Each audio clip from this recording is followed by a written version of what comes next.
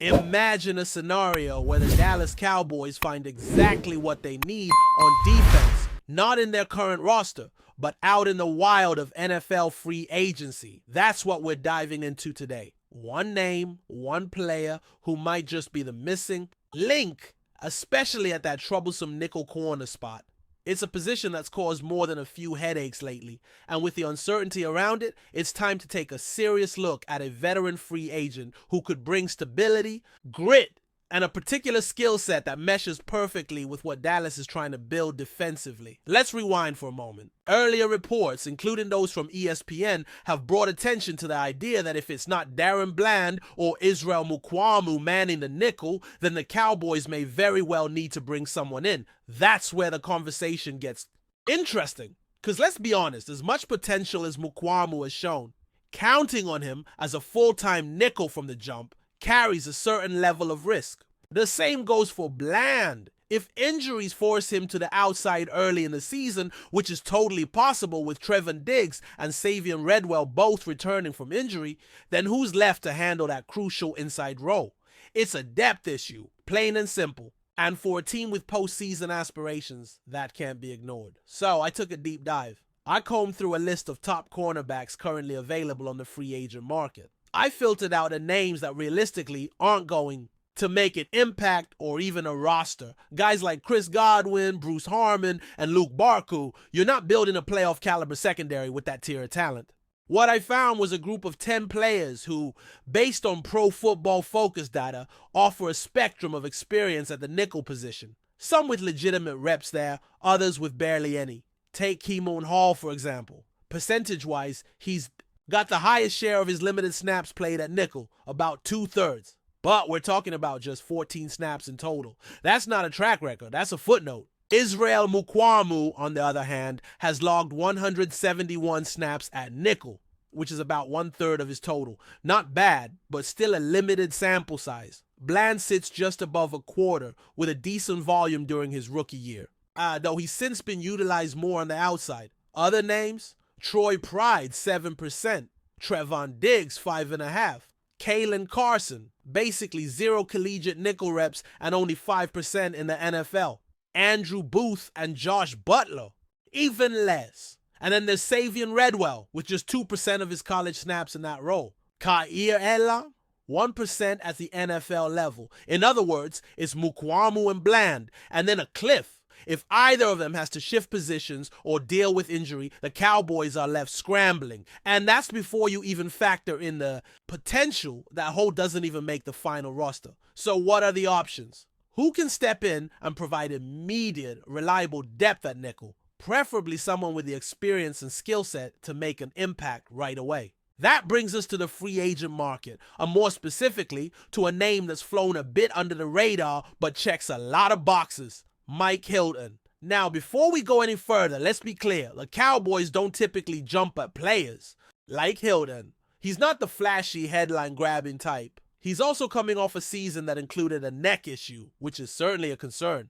But when you dig into the tape and the numbers, Hilton starts to look like a really smart, practical fit for what Dallas could use at the nickel corner spot. Look, if the Cowboys are dead set on forcing Bland into the slot, then sure, Hilton might seem redundant. But if Bland is needed outside, which again is a very real possibility early in the year, then someone like Hilton becomes extremely valuable. Other names on the market don't really inspire much confidence. Kendall Fuller has experience but carries some risk. Arthur Morley, Jack Jones, Emmanuel Mosley, James Bradbury, they're all maybe guys at best.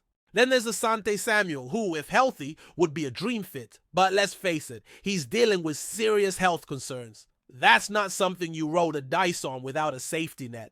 Hilton, on the other hand, brings a rare blend of traits that are hard to find in one package. For starters, his run support is elite. In today's NFL, where offenses are constantly evolving and creating mismatches, having a nickel corner who can step up and make stops in the run game is huge. And Hilton doesn't just dabble in run defense, he excels at it. Over the past 2 seasons, he's racked up 24 tackles for loss. Over the past 4 seasons, 36. Those aren't flukes. That's a pattern of consistent physical play that few nickel corners can match. And if blitzing is part of the plan, and under new defensive coordinator Matt Eberflus it just might be, then Hilton becomes even more intriguing. Last season, early in the year, the Bears' defense under Eberflus had a blitz rate of 27% over the first 5 games. That's not sky high, but get this, 45% of those blitzes came from the nickel or hybrid linebacker safety positions. That's the highest rate in the NFL by a wide margin. So if that's the kind of approach the Cowboys are adopting, then having a nickel who can time blitzes and generate pressure is a must. Hilton fits that mold perfectly. Over the course of his career, Hilton has generated more pressure off blitzes than the rest of this cornerback group combined. And it's not just about volume, it's about effectiveness. You don't rack up that kind of pressure as a corner unless you know how to disguise time and execute your rush. He's not new to it. He's made a career out of being that disruptive. Physical, underappreciated presence on the field. His experience can't be overlooked either. Hilton came into the league in 2016 as an undrafted free agent. He bounced around early from the Jaguars to the Patriots practice squad before finally finding a home with the Pittsburgh Steelers. It was there he carved out his identity, eventually beating out a second-round pick for the nickel job. That kind of perseverance, that grind, says a lot.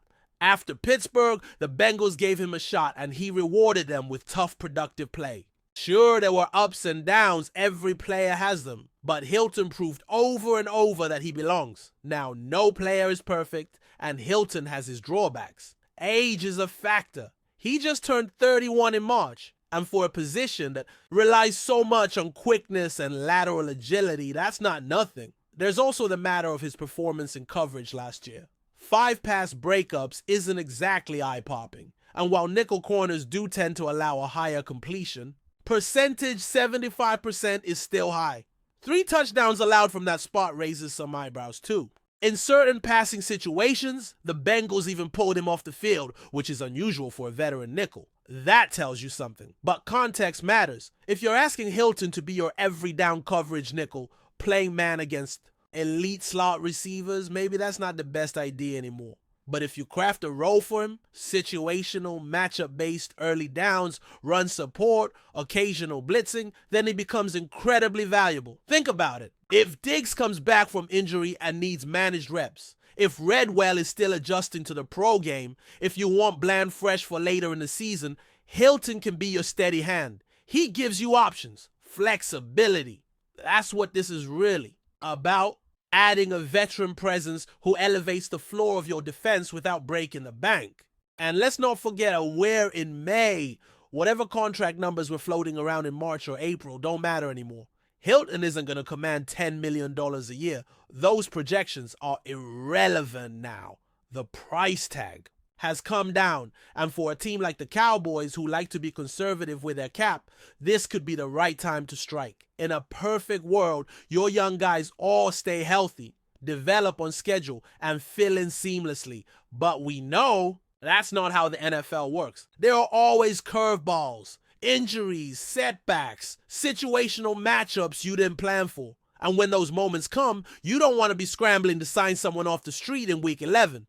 You want to have a Mike Hilton already in the building, a guy who knows what to do, who's seen everything, and who's ready to step in and contribute right away. And if it works, if Hilton gives you 10 to 15 quality snaps per game as a run-stuffing, blitzing nickel who helps disguise coverages and create havoc, that could be a game changer for this defense. It might not be the flashiest move.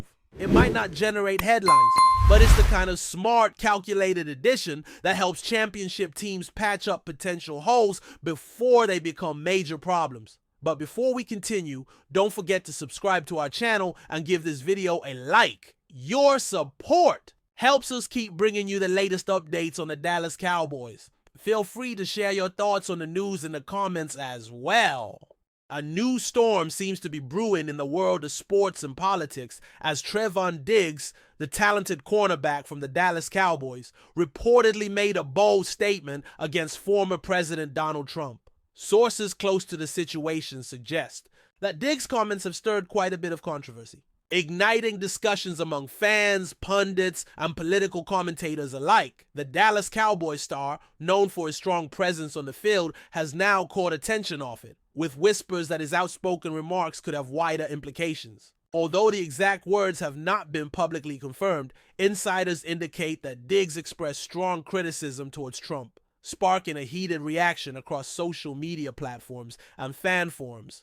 Given the politically charged atmosphere surrounding Trump, any public figure's dissent often leads to a significant stir, and Diggs appears to be no exception. The timing of these comments couldn't be more provocative, coming at a moment when sports and politics are deeply intertwined, with athletes increasingly using their platforms to voice their opinions on national and social issues. Diggs' stance might reflect a growing trend of players taking on roles beyond the gridiron. However, this also opens the door to backlash from segments of the fan base who remain loyal to Trump and prefer sports to remain apolitical. Rumors are swirling that the Cowboys organization might find itself in a delicate position, balancing support for one of their key players with a potential fallout among fans and sponsors. It remains unclear how the team's management is responding internally, but such controversies often prompt official statements or calls for discretion.